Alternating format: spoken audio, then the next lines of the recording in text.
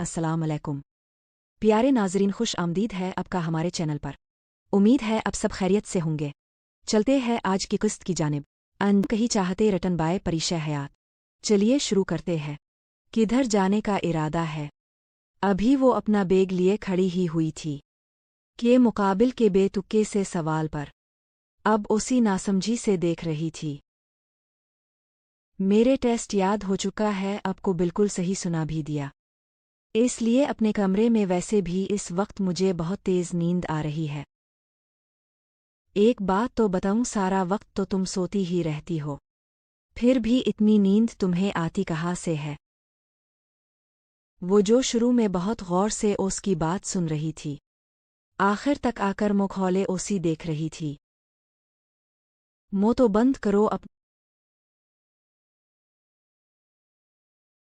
बंद करो अपना उसके यूं मुँह खोलने पर इसका दिल कहकहे लगाने तिको किया था।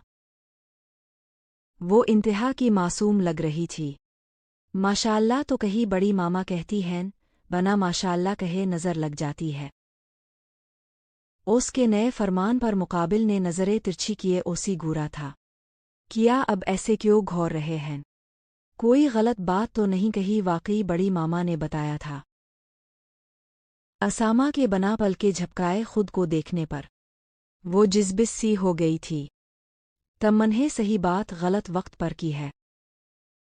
क्या गलत कहा है? अगर अपने वाकई नज़र लगा दी। अपनी नींद को लेकर वो काफ़ी पॉजिटिव लग रही थी। हर वक्त सूना कोई ऐसा नेक अहम काम नहीं होता जिस पर माशाअल्लाह कहा जाए मुझे नज़र लग जाएगी। वो उसकी नकल उतारते हुए बिल्कुल उसकी तरह चेहरे के तासुरात बनाते हुए बोला, प्लीज़ माशाअल्लाह कह दे। अभी वो बात पूरी करके चुप भी नहीं हुआ था कि मुकाबिल की जानिब से वही जुमला एक दफ़ा फिर दोहराए जाने पर उसने शाकी निगाहों से इसे देखा था। वो चलती फुरती एक अजूबा ही तो थी। उसका बस नहीं चल रहा था कि किसी तरह अपनी मर्जी के अल्फाज इससे कहलवा दे, माशाअल्लाह तुम ऐसे ही हर वक्त सोती रहो, बल्कि तुम चाहो तो 24 में से 25 घंटे सो लेना। और कुछ हुक्म मेरे आका। आखिरी जुमला कहते हुए असामा ने आँखों में शरारत लिए ऐमन की छोटी सी नाक को हल्के से खींचा था। मेरी नाक टूट जाएगी। असामा को अपनी छोटी सी नाक पकड़कर खींचने पर उसने बुरा सा मुंह बनाया था। नहीं टूट रही, कोई कांच की थोड़ी है जो टूट जाएगी। अब अपनी कॉपियाँ निकालो जिसमें तुम्हें होमवर्क दिया गया है। लेकिन मुझे अभी सोना है, बाद में कर लेना जितनी नींद पूरी करनी है। अभी जो कहा है वो करो, ज़्यादा वक्त नहीं है मेरे पास, मुझे और भी काम होते हैं। तो फिर अब पहले अपने काम ख़त्म कर ले, ये हम बाद में। उसके जुमला मुकम्मल करने से पहले ही जिन नज़रों से असामा ने उसी देखा था, मतलब साफ था, जितना कहा गया है इतना करो। ऐमन ने फिर बना एक लफ्ज़ भी अदा किए। अपनी कॉपी निकालने में ही अपनी खैरियत जानी। आज के लिए वो ज़रूरत से ज़्यादा बोल चुकी थी असामा के सामने। वो तो शुक्र था कि उसने कुछ नहीं कहा। वो जिन नज़रों से ओसी घौर रहा था, कोई बईद नहीं थी कि इस वक्त ज़्यादा बोलने पर उसकी शामत आ जानी है मुकाबिल के हाथों। जबकि उसकी फरती पर मुकाबिल ने ओसी दाद देने वाली नज़रों से देखा था। उफ़, उसकी डरपोक सी बली, तुमने ये वाला फिर से गलत कर दिया है। उसकी बात सुनकर ओसी निहायत बेचारी सूरत बनाकर देखा था। उस मासूम सी जान ने लिख लिख कर अब तो उसके हाथ दर्द करने लगे थे, लेकिन वो फिर भी संग दिल बना। एक बार फिर उसके किए हुए पर अरीज़र फेर चुका था। जिस तरह समझाया है इस बार इसी तरह होना चाहिए। वो साथ बैठा बहुत ध्यान से उसका होमवर्क करा रहा था।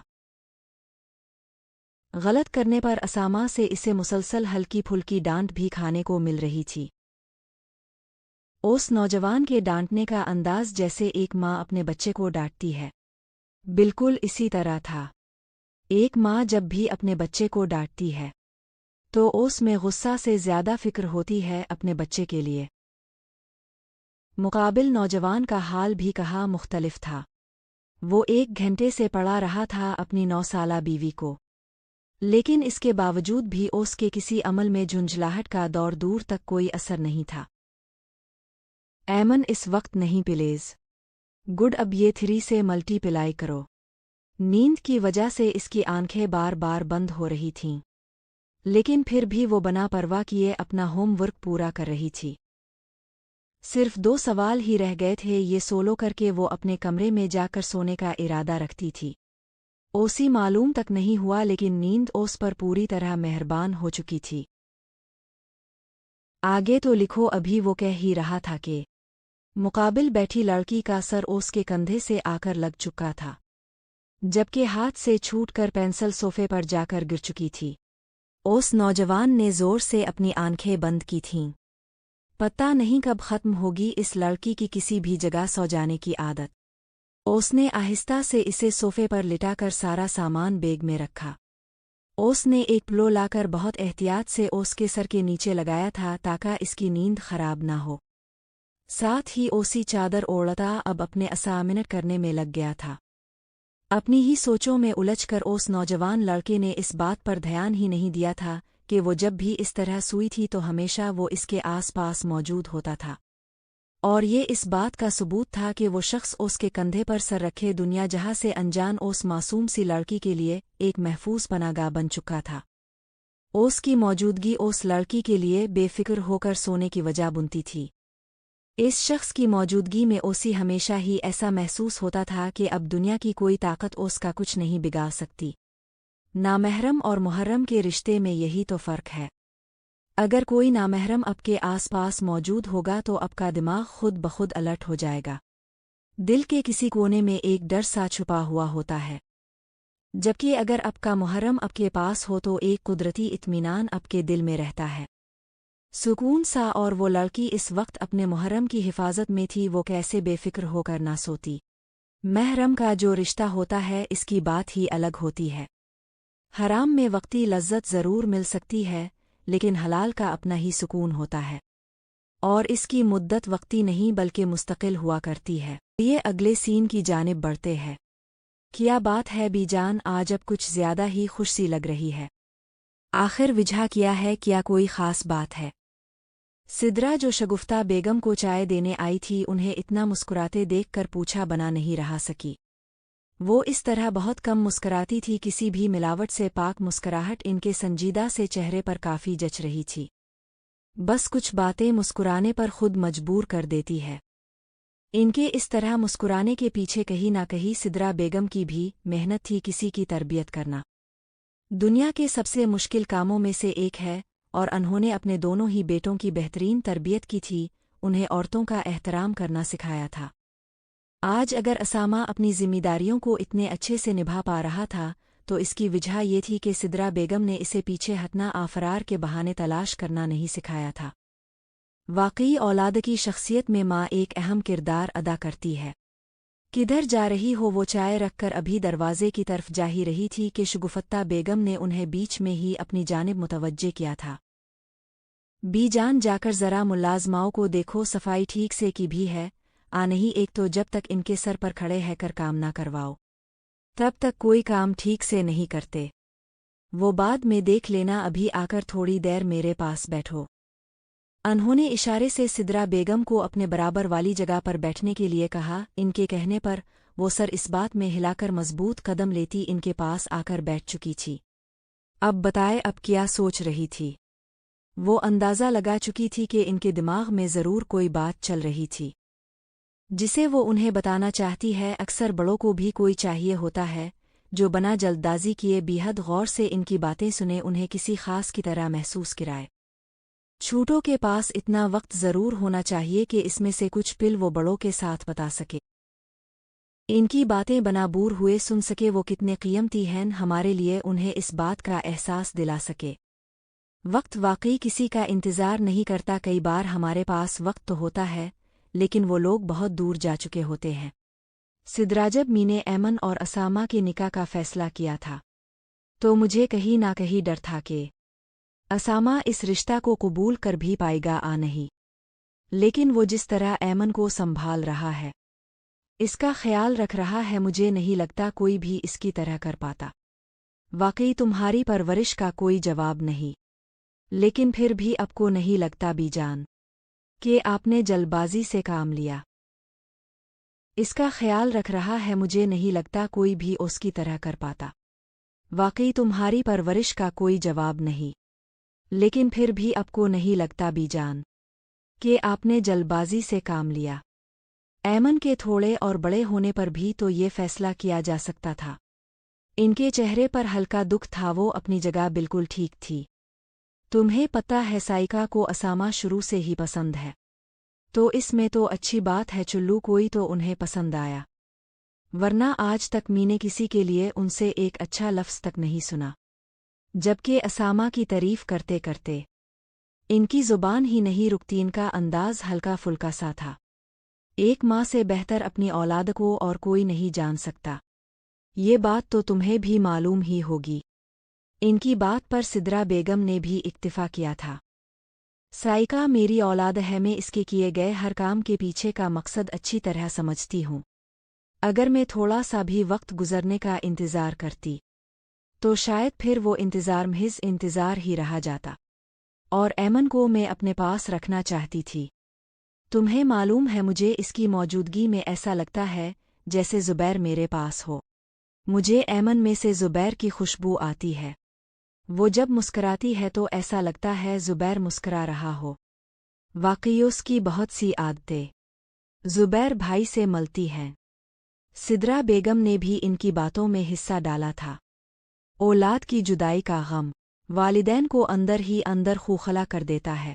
उनकी आंखें हल्की नम हो गई थी ज़ुबैर साहिब का जिक्र करते हुए। वक्त के साथ ज़ख्म तो भर जाते हैं, लेकिन इनके निशानात उम्र भर के लिए हमारे साथ रहते हैं। चलिए अगले सीन की जानिब बढ़ते हैं। आप ही किया मैं अंदर आ सकती हूँ? यसरा ने एन्नाया के कमरे में आते हुए पहली बार इजाज़त मांगी थी। मैडम ज़रा गौर करें, अब पहले ही कमरे में खड़ी हैं, इसलिए अब इजाज़त मांगने का कोई फ़ायदा नहीं। पहली बार में ही सामने वाले बंदे ने उसकी टके की इज्जत नहीं छोड़ी थी। यार कोई नहीं, अगली बार से ध्यान रखोगी। जब तक टीचर साहिबा मुझे अंदर आने की इजाज़त नहीं देगी, इतने में कदम भी नहीं रखोगी क्लास रूम में। चाहे कड़कड़ाती धूप हो, बरसती बारिश या कड़कती बिजलियाँ ही ना चमक रही हूँ, मैं एक कदम आगे नहीं बढ़वाऊंगी। फिर अगर मैं खड़े खड़े बर्फ़बारी में बर्फ़ बन जाऊँ तो अब बस मुझ पर थोड़ा सा गुनगुना पानी डाल दीजिएगा। किया अंदाज था जैसे एक जुल्म की दास्तान कि एक लम्हा के लिए उसकी बातें सुनकर सामने वाले को भी रोना आ जाए। बस कर दो युसरा, मेरा कमरा कोई रेगिस्तानों में नहीं है जो तुमने धूप से पिघल ही जाना है, और ना ही हम कोई अंटार्कटिका में हैं कि तुम कुछ सेकंडों में ही बर्फ बन जाओगी।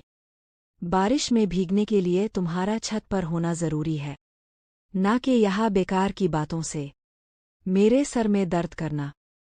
तुमने पता नहीं इतनी फजूल बातें कहाँ से सीखी हैं, और ये मेरा कमरा तुम्हें क्लास रूम कहाँ से दिख रहा है? वो जो फिर से किताबों में मुँह दे गई थी, याद आने पर उसके पास खड़ी कच्चा चबा जाने वाली नज़रों से घूरते हाथ फोल्ड किए बिरहमी से इस्तिफसार कर रही थी। आपको वाकई नहीं पता? किया, बताती हूँ, आए मेरे साथ। ये किया कर रही हो तुम? वो एन्नाया को पीछे से पकड़ती ले जाकर ड्रेसिंग टेबल के शीशे के आगे खड़ा कर चुकी थी। किया है, यहाँ क्यों लेकर आई हो तुम मुझे? आपके सवाल का जवाब देने। यसरा की बात पर एन्नाया ने उलझन ज़दा नज़रों से ओसी देखा। मुझे नहीं, आपने खुद को देखना है। ज़रा आईने में खुद को गौर से देखे। उसके कहने पर उसने अपने आप पर एक सरसरी सी नज़र डाली थी। काले रंग के चिकन के कुर्ती के साथ थीली सी जीन्स ज़ेब तन किए, बालों को केले से जूड़े मुक़य्यद किए, जबकि कानों में सोने की बालियाँ पहनी हुई थीं। साथ ही सफ़ेद रंग का बड़े गोल फ्रेम वाला चश्मा लगाए। वो ठीक ही तो लग रही थी। वो पढ़ते वक्त हमेशा चश्मा लगाया करती थी। किया हुआ है मुझे? एन्नाया ने अपना चश्मा ठीक किया। डोनट से अब को अभी भी पता नहीं लगा जबकि उसके मासूमियत से नफ़ी में सर हिलाने पर यसरा ने जिज़बिज़ होकर देखा था। आप इस हुलिया में बिल्कुल कोई टीचर लग रही हैं। आपके कमरे में मैं जहाँ भी देख रही हूँ सिर्फ मोटी मोटी किताबें ही नज़र आ रही हैं। हाँ तव्वाब, हर कोई तुम्हारी तरह निकम्मा तो नहीं होता। आप मुझे निकम्मी कह रही हैं? जी बिल्कुल, ज़रा बताओ आखिर तुम करती ही क्या हो सारा दिन? तो आराम करती रहती हो या फिर किसी का जीना हराम? पढ़ने की तुम्हें दूर दूर तक कोई तौफीक नहीं होती। आप ये अब तक नहीं समझ सके। कुछ ना करना भी अपने आप में एक टैलेंट होता है, जिसकी कदर अब जैसे बोरिंग लोगों को कहा। अल्लाह बचाए ऐसे टैलेंट से जो इंसान को कहीं का ना छोड़े। एन नाया ने बाकायदगी से दोनों कानों पर हाथ रखकर कहा था। रहने दे, अब जेलस हो रही हैं मुझसे। बना कुछ किए हमेशा फर्स्ट जो आती हूँ मैं, और एक अब हैं जिसे ये पोजीशन हासिल करने के लिए दिन रात मेहनत करनी पड़ती है। वैसे जेलस होना बनता भी है। आखिर में एक बैक बेंचर होकर भी अपने क्लास की सबसे ब्राइट स्टूडेंट हूँ। वो एक अदा से अपने फर्जी कालर झाड़ती शान बेनियाजी से उतरा कर बोली थी। वाकई एन नाया हैरान होती थी कि आखिर वो बना पड़े फर्स्ट पोजीशन हासिल कैसे करती है। कितनी मेहनत करनी पड़ती है जब जाकर बंदा कहीं टॉप कर पाता है, जबकि वो सामने बैठी लड़की को ज़रा सी भी फिक्र नहीं होती थी। वो पूरे साल इस तरह रहती थी जैसे बक्स नाम की कोई चीज़ इसके लिए बनी ही नहीं। सिर्फ एग्ज़ाम वाली रात याद कर टॉप करने का कारनामा यसरा सिनान अहमर ही सर अंजाम दे सकती थी। कभी कभी तो उसका रिजल्ट कार्ड देखकर एन नाया को लगता था कि इसने एग्ज़ाम के वक्त ज़रूर चैटिंग की है, लेकिन यसरा की रोल्स बिक में नो चैटिंग के नाम का एक और रूल दर्ज था, जिसका मतलब साफ था कि वो चैटिंग तो नहीं कर सकती थी। उसूलों को तोड़ने वाली वो लड़की सिर्फ अपने बनाए गए उसूलों पर चलना पसंद करती थी, लेकिन ये उसूल सद अफसोस सिर्फ पढ़ाई तक ही महदूद था। चलिए अगले सीन की जानिब बढ़ते हैं। वो किताब खोले अपने ज़रूरी टूपक हाईलाइट कर रहा था, साथ ही नज़र वक्फे वक्फे से ख्वाबों खरगोशी के मज़े लेती अपनी बिल्ली पर भी जा रही थी, जो शायद ना उठने की किस्म खाकर सोई थी। वो ऐसे सो रही थी जैसे सदियों बाद इसे नींद नसीब हुई थी।